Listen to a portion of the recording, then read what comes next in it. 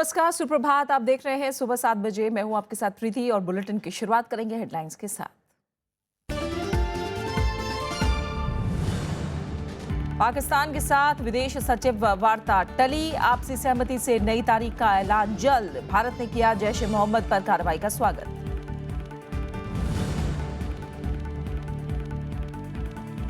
सूखा पीड़ित तेलंगाना को केंद्रीय मदद, राष्ट्रीय आपदा राहत कोष से मिलेंगे 791 करोड़ रुपए। गृह मंत्री की अध्यक्षता वाली उच्च स्तरीय समिति ने दी मंजूरी।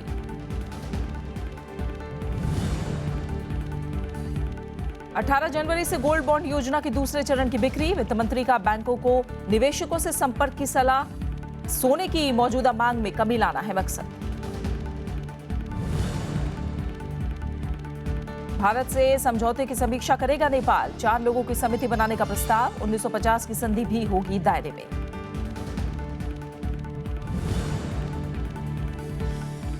और भारत और ऑस्ट्रेलिया के बीच ब्रिस्बेन में दूसरा वनडे आज। सीरीज में बराबरी के इरादे से उतरेगी team India. Sydney international tennis tournament के फाइनल में सानिया हिंगिस 11वें खिताब पर नजर।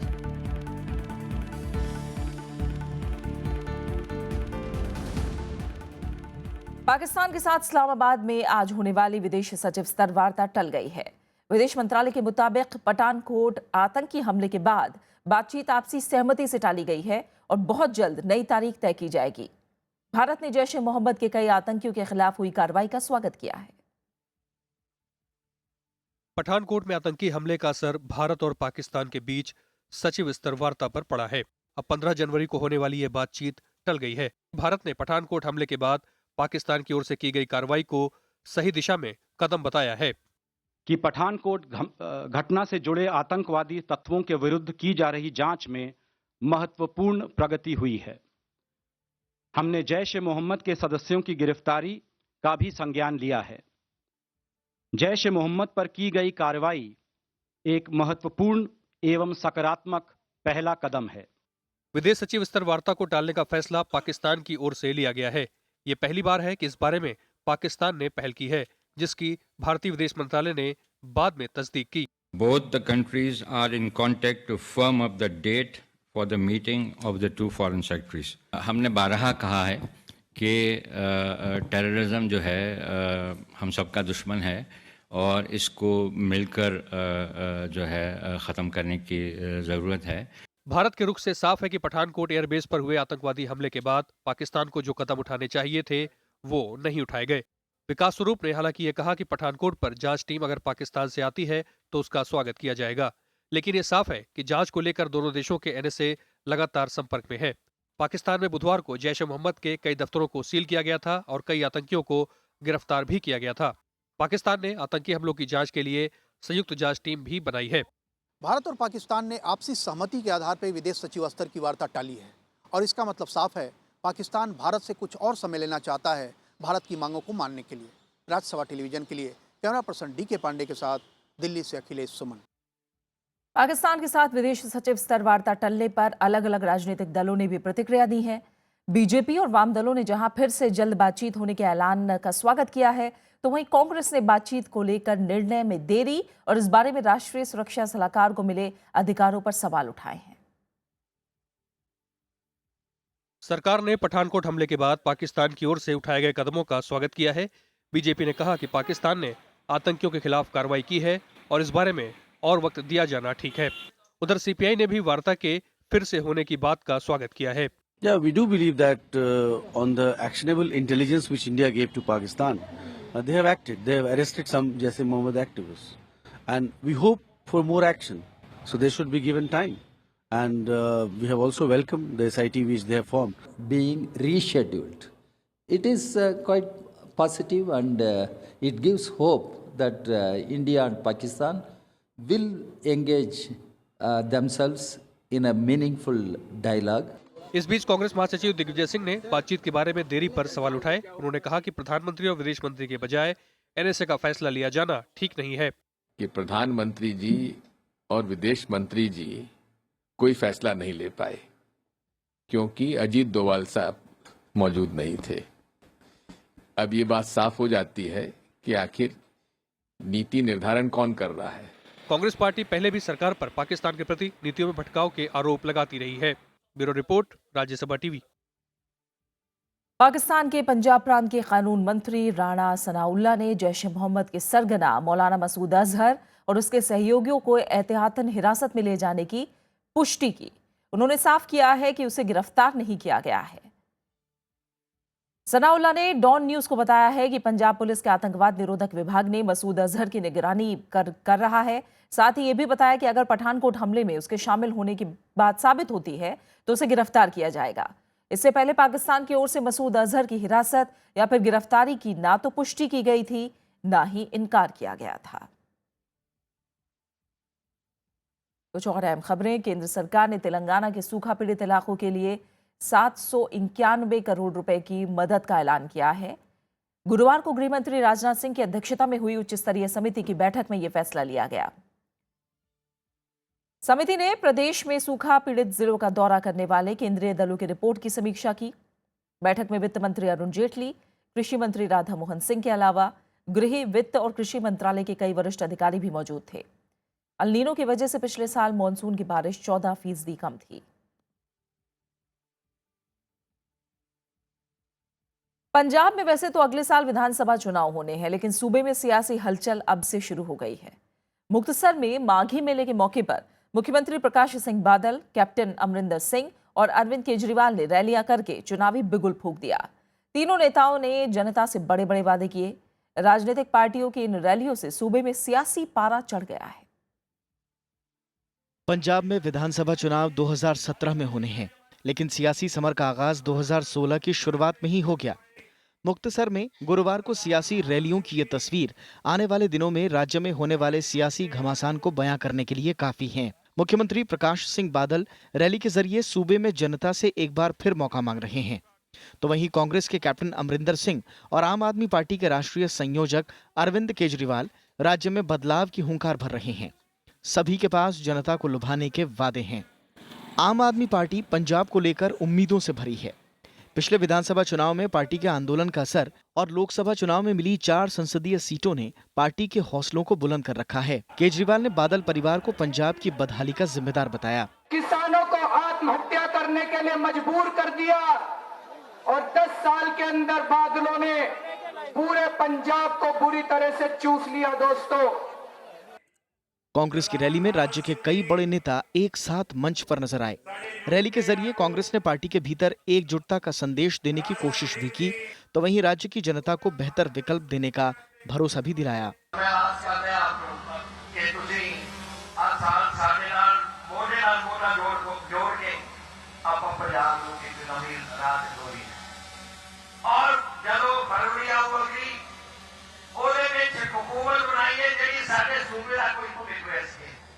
वहीं पिछले 9 सालों से पंजाब की बागडोर संभालने वाला अकाली दल अभी भी विकास की बात करता हुआ दिखा। मुख्यमंत्री प्रकाश सिंह बादल ने कांग्रेस और आम आदमी पार्टी पर राज्य की जनता को गुमराह करने का आरोप लगाया। ਹੁਣ ਜਿਹੜਾ 2 ਵਾਰੀ ਹਾਰ ਗਿਆ, ਡਿਸਪਲਿਨ ਹੀ ਨਹੀਂ, ਉਹ ਕੀ ਰਾਜ ਕਰੂਗਾ, ਕੀ ਤੁਹਾਨੂੰ ਦੇਊਗਾ। ਇਹ ਭਰਾਵੋ ਛਲਾਵੜ ਸਾਰਾ ਜਲਵਾ ਇੱਕ ਇਸ ਤਰ੍ਹਾਂ ਦਾ ਹਾਲਾਤ ਹਨ ਕਿ ਇਹਨਾਂ ਦੀ ਲੋਕਾਂ ਦੀ ਨਾ ਤੁਹਾਡੇ ਨਾਲ ਹਮਦਰਦੀ और ਨਾ ਮੈਂ ਕਹਿੰਦਾ ਇਹਨਾਂ ਦੀ ਕਪੈਸਿਟੀ ਹੈ। मुक्तसर में हुई रैलियां राज्य में चुनावी आबो हवा का रुख तो तय नहीं कर सकती, लेकिन इन्हें पंजाब चुनाव के बिगुल की शुरुआत कहा जा सकता है। Bureau report, Rajya Sabha TV. Arunachal Pradesh में छाए सियासी संकट के मामले की सुनवाई अब सुप्रीम कोर्ट की संवैधानिक पीठ करेगी। कोर्ट ने कहा कि यह मामला राज्यपाल और स्पीकर की शक्तियों को लेकर है, इसलिए इसे 2 जजों की खंडपीठ नहीं सुन सकती। न्यायमूर्ति JS खेहर और न्यायमूर्ति C नागपटन की पीठ ने कहा कि यह मामला राज्यपाल, अध्यक्ष और उपाध्यक्ष के अधिकारों के संवैधानिक प्रावधानों से जुड़ा है, इसलिए इस पर बड़ी पीठ को विचार करना चाहिए। अरुणाचल विधानसभा अध्यक्ष पद से हटाए गए नेबाम रेबिया ने सुप्रीम कोर्ट में याचिका दायर की थी। 16 दिसंबर को ईटानगर के एक सामुदायिक हॉल में डिप्टी स्पीकर की अध्यक्षता में आयोजित विधानसभा के एक सत्र में कांग्रेस के 14 बागी विधायकों और बीजेपी विधायकों ने रेबिया को स्पीकर पद से हटा दिया था। कांग्रेस के इन विधायकों को रेबिया ने बाद में अयोग्य करार दिया था। सुप्रीम कोर्ट ने बुधवार को दिए फैसले में 18 जनवरी तक विधानसभा का सत्र बुलाने पर रोक लगा दी थी। सुप्रीम कोर्ट ने सम विषम फॉर्मूले के खिलाफ याचिका को पब्लिसिटी स्टंट करार दिया है। कोर्ट ने कल कहा कि लोग प्रदूषण से मर रहे हैं और पब्लिसिटी के लिए इस नियम को चुनौती दी जा रही है। मुख्य न्यायाधीश टीएस ठाकुर की अगुवाई वाली बेंच ने याचिका पर तुरंत सुनवाई करने से इनकार कर दिया। मुख्य न्यायाधीश ने कहा कि सुप्रीम कोर्ट के जज भी कारपूल कर रहे हैं। हालांकि कोर्ट ने कहा कि वो मेट्रो से फेरे बढ़ाने के लिए कहेंगे ताकि लोगों को दिक्कत ना हो। दिल्ली में सम विषम नियम का आज आखिरी दिन है। दिल्ली में नगर निगम के सफाई कर्मचारियों के बाद अब नगर निगम के टीचर, इंजीनियर, डॉक्टर और नर्सें भी सड़कों पर उतर आए हैं। इन लोगों को पिछले 4 महीने से सैलरी नहीं मिल रही है। कल इन कर्मचारियों ने सिविक सेंटर के बाहर विरोध प्रदर्शन किया। दिल्ली नगर निगम के अलग अलग विभागों में काम करने वाले ये लोग अपना काम ठप कर विरोध प्रदर्शन कर रहे हैं। पिछले 4 महीने से इन कर्मचारियों को वेतन नहीं मिला है। एमसीडी में अब तक सिर्फ सफाई कर्मचारी ही सड़कों पर उतरे थे, लेकिन अब इस विरोध प्रदर्शन में डॉक्टर, इंजीनियर, नर्स भी शामिल हो गए हैं। हमें स्थायी समाधान चाहिए। हमारे जितने भी अधिकारी कर्मचारी हैं सबको वेतन 1 तारीख को मिलना चाहिए। इसके अलावा हमारी कोई मांग नहीं है। पिछले 3 महीने से 4था महीना लग गया है, हमें तनख्वाह नहीं मिली है। ये मांग होती है क्या? या ये तनख्वाह देना, किसी को मजदूरी देना मांग है क्या? ये तो शोषण है हमारा। दिल्ली की तीनों नगर निगम के करीब 1.5 लाख कर्मचारी वेतन न मिलने की वजह से परेशान हैं। इनकी मांग है कि तीनों नगर निगम को एक कर दिया जाए। साथ ही इन्होंने बकाया वेतन को तुरंत देने की मांग की है। अनु दीवान, राज्यसभा टीवी। सुबह 7 बजे में खबरें लगातार जारी है। हम लौट रहे हैं एक छोटे से ब्रेक के बाद।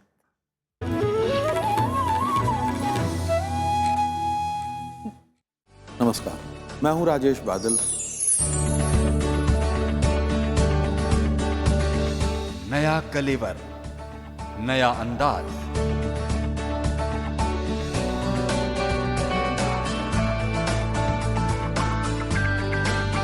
राज्यसभा टेलीविजन के खास प्रोग्राम विरासत में आपका स्वागत है। नए रूप में विरासत का आगाज।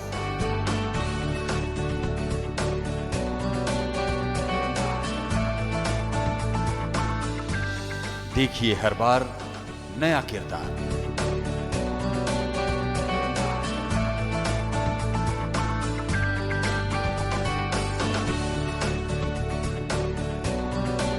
उनकी नजर उनका शहर के बाद विरासत का इंद्रधनुषी संसार सिर्फ राज्यसभा टीवी पर।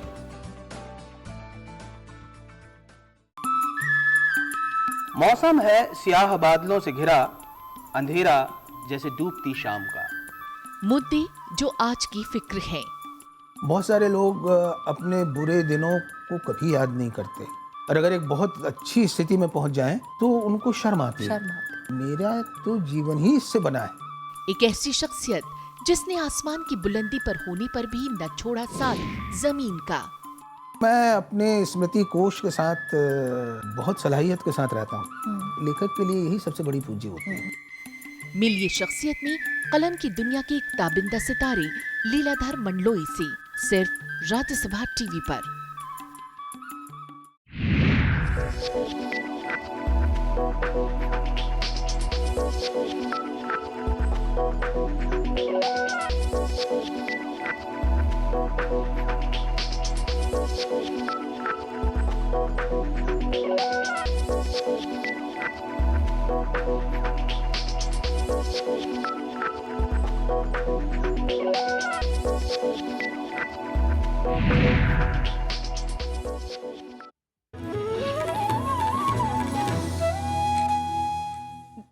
प्रधानमंत्री नरेंद्र मोदी ने गुरुवार को दक्षिण कोरिया की कंपनियों से मेक इन इंडिया कार्यक्रम के तहत निवेश बढ़ाने का न्योता दिया।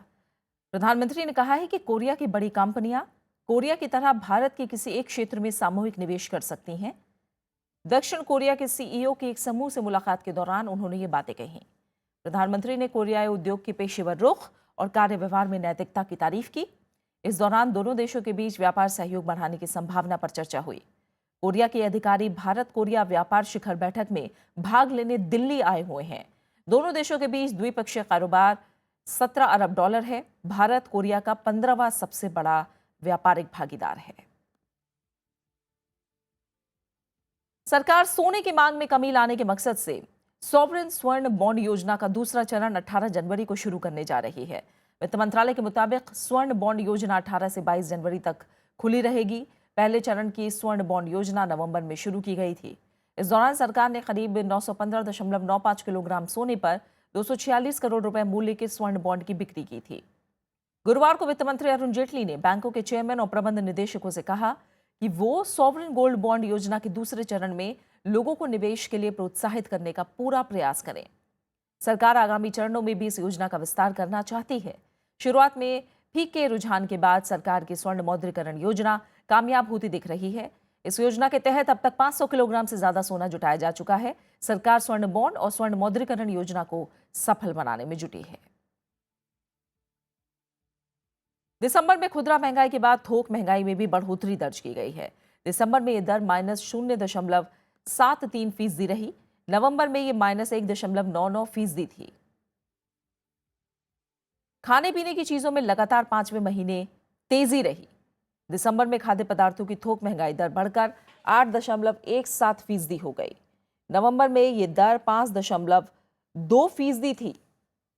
सबसे ज्यादा दालें, प्याज और सब्जियां महंगी हुई। अगले महीने रिजर्व बैंक मौद्रिक नीति की समीक्षा करने वाला है और ये आंकड़े ब्याज दरें घटने की उम्मीदों पर पानी फेर सकते हैं। श्रीलंका आज 55 भारतीय मछुआरों को रिहा करेगा। इस बात की जानकारी तमिलनाडु सरकार ने दी है। श्रीलंका में कैद 104 भारतीय मछुआरों में से 55 मछुआरों को आज भारतीय अधिकारियों को सौंपा जाएगा। बाकी मछुआरों को अगले 1-2 दिनों में रिहा किया जाएगा। इनमें ज्यादातर मछुआरे तमिलनाडु के नागपट्टिनम, तंजावुर, पुडुकोट्टई और रामनाथपुरम के हैं। मुख्यमंत्री जयललिता ने अधिकारियों से मछुआरों की सुरक्षित स्वदेश वापसी सुनिश्चित करने का निर्देश दिया है। नेपाल भारत के साथ सभी समझौतों की समीक्षा करेगा। इसमें 1950 में हुई शांति और मित्रता की संधि भी है। नेपाल सरकार ने 4 प्रबुद्ध लोगों की एक समिति बनाने का प्रस्ताव रखा है। सूचना और प्रसारण मंत्री शेरधन राय ने बताया कि कैबिनेट बैठक में इन लोगों के नाम सामने रखे गए। अगली कैबिनेट बैठक में इस पर फैसला होगा। अगले महीने नेपाल के प्रधानमंत्री केपी शर्मा ओली भारत आने वाले हैं। ऐसे में समिति को अहम माना जा रहा है। 1950 की संधि के बाद दोनों देशों के नागरिकों के एक दूसरे के यहाँ आने पर पाबंदी नहीं है। नए संविधान के खिलाफ मधेसी आंदोलन की वजह से दोनों देशों के रिश्तों में तनाव भी है।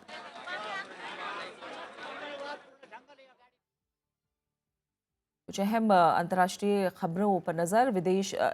इंडोनेशिया पुलिस ने राजधानी जकार्ता में हमला करने वाले 5 आतंकियों को मार गिराया है।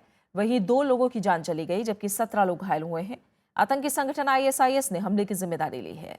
IS ने ऑनलाइन बयान में दावा किया है कि हल्के हथियारों और सुसाइड बेल्ट से लैस खिलाफत के 4 सिपाहियों ने एक साथ बम धमाके किए। इंडोनेशिया की राजधानी जकार्ता गुरुवार को गोलियों और धमाकों से थर्रा उठी। भारी हथियारों से लैस बंदूकधारियों ने जकार्ता के कई इलाकों को अपना निशाना बनाया। इनमें मशहूर थामरिन स्ट्रीट भी है। यहाँ कई शॉपिंग मॉल हैं। लोकप्रिय स्टारबक्स कैफे में भी धमाके हुए। इन इलाकों से कुछ दूरी पर कई दूतावास और राष्ट्रपति का आवास है। कई घंटों तक हमलावरों और पुलिस में मुठभेड़ होती रही। 5 teroris mati. Masih ada sisa, Pak? Kita belum tahu ada sisa, tapi sekarang kita lakukan pengejaran di mana-mana, tapi kita belum bisa berspekulasi. हमला सुबह के वक्त हुआ। अधिकतर लोग काम पर जाने के लिए घरों से निकल चुके थे। राजधानी जकार्ता में सुरक्षा बढ़ा दी गई है। टैंकों के साथ पुलिस सड़कों पर गश्त कर रही है। हमले वाली जगहों की घेराबंदी करके जांच की जा रही है। Oleh aksi teror seperti ini dan saya mengharap masyarakat tetap tenang karena semuanya terkendali. खुफिया विभाग ने ऐसे हमलों की चेतावनी भी दे रखी थी। उन्हें आशंका थी कि इस्लामिक स्टेट बड़े हमले को अंजाम दे सकता है।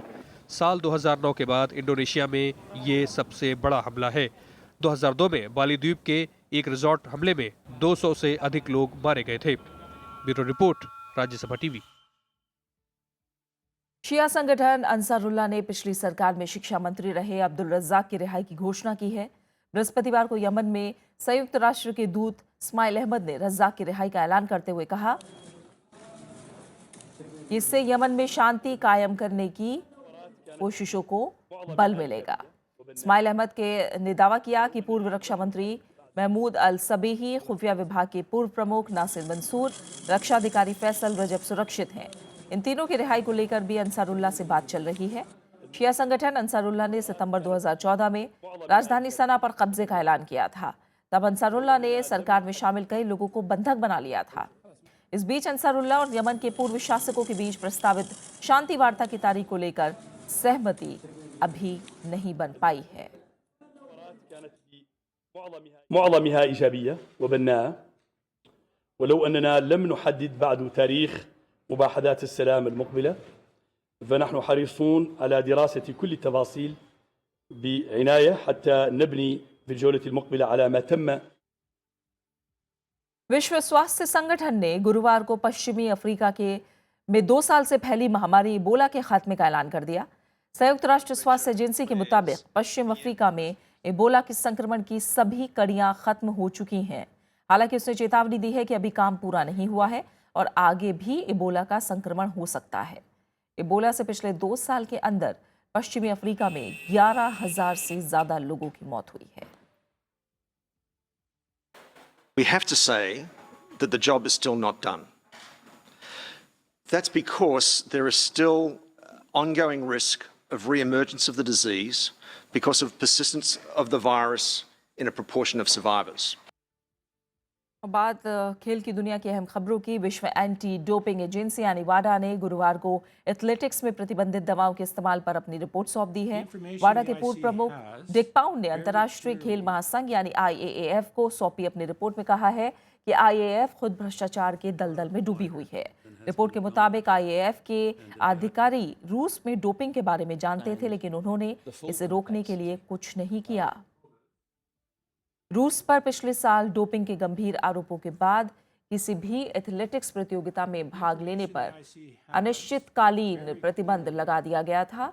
इस बीच IAAF ने कहा कि अभी कुछ और देशों पर प्रतिबंध लगाया जा सकता है। They had mastered the evasion, manipulation, and sometimes destruction of urine samples of Russian athletes so as to not produce positive results, but they had not yet learned how to do the same for the ABP. बात cricket की। भारत और Australia के बीच 5 मैचों की one day series का दूसरा match आज Brisbane में खेला जाएगा। पर्थ में खेले गए पहले मैच में 309 रनों का लक्ष्य देने के बावजूद भी भारत 5 विकेट से हार गया था। तो वहीं भारत आज दूसरा मैच जीतकर बराबरी करने के इरादे से उतरेगा। तो दूसरी तरफ ऑस्ट्रेलिया इस मैच को जीतकर 2-0 से बढ़त लेने की कोशिश करेगी। दूसरे मैच में भी दोनों ही टीमों को अपने गेंदबाजों से अच्छे प्रदर्शन की उम्मीद होगी। गाबा स्टेडियम की पिच भी पर्थ की पिच की तरह उछाल भरी होगी। हालांकि दूसरे वनडे में ऑस्ट्रेलिया टीम में बदलाव किया गया है। डेविड वार्नर की जगह उस्मान ख्वाजा को टीम में शामिल किया गया है। और टेनिस की बात करते हैं। सानिया मिर्जा और मार्टिना हिंगिस की जोड़ी ने लगातार जीत का नया विश्व रिकॉर्ड बना दिया है। इस जोड़ी ने सिडनी इंटरनेशनल प्रतियोगिता का सेमीफाइनल जीतकर अपनी लगातार 29वीं जीत हासिल की है। सानिया और मार्टिना ने सेमीफाइनल में रोमानिया की रालुका उलास और कजाकिस्तान की यारोस्लावा श्वेडोवा को 4-6, 6-3, 10-8 से हराया। फाइनल में जगह पक्की करने के बाद अब इस जोड़ी की नज़र साल के दूसरे खिताब पर होगी। इससे पहले गिगी फर्नांडिस और नताशा जोएरेवा के नाम लगातार 28 जीत का विश्व रिकॉर्ड था। सानिया मिर्जा और मार्टिना हिंगिस ने बीते साल से बतौर जोड़ी खेलना शुरू किया था।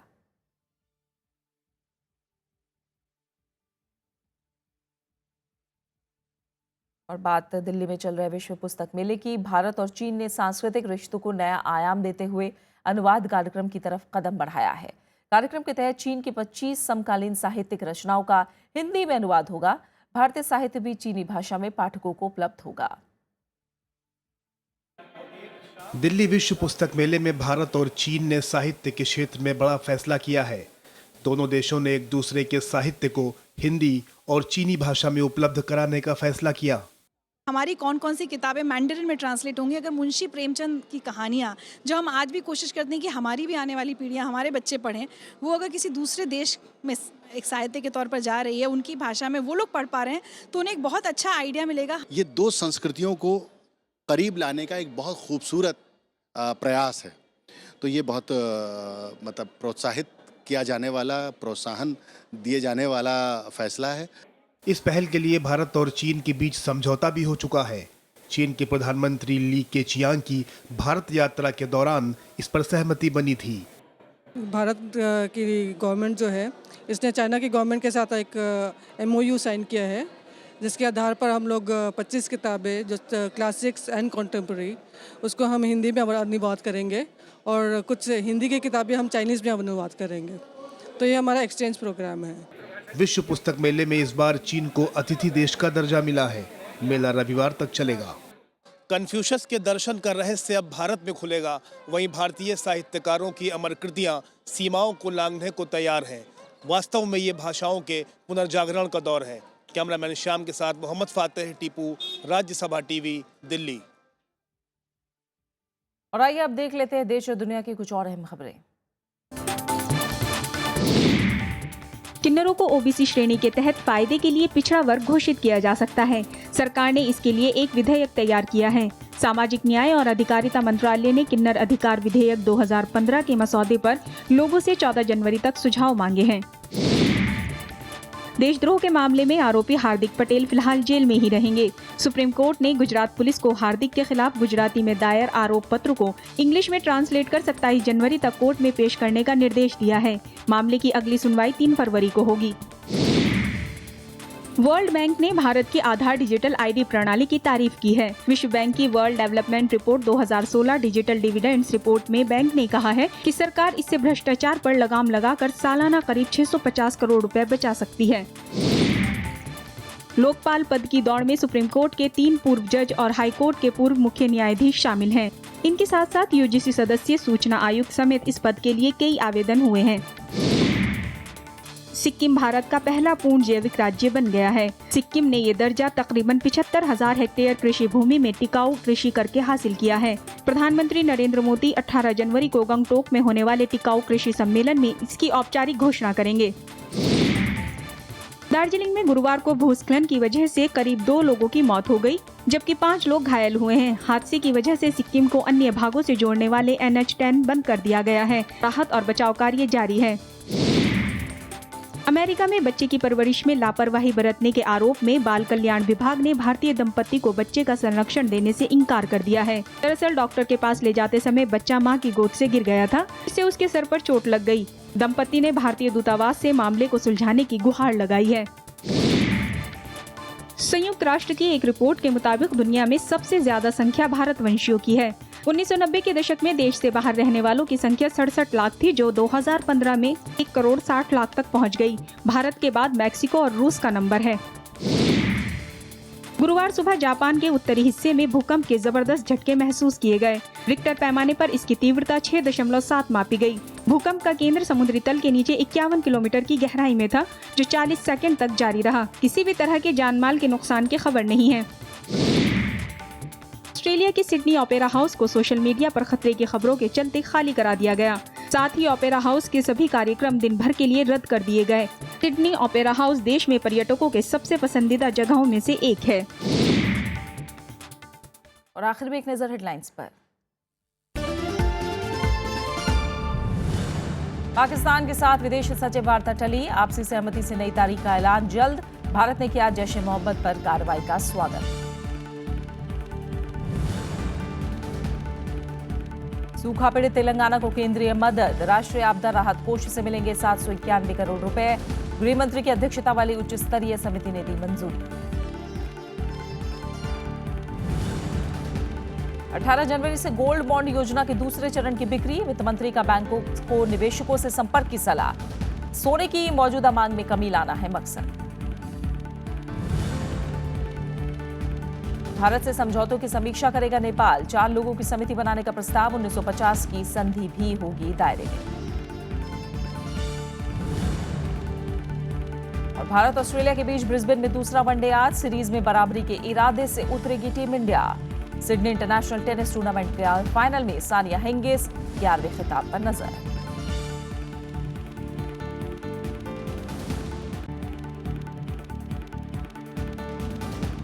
और इसी के साथ फिलहाल इस बुलेटिन में इतना ही। आगे आप देख सकते हैं हमारा खास कार्यक्रम देश देशांतर। नमस्कार।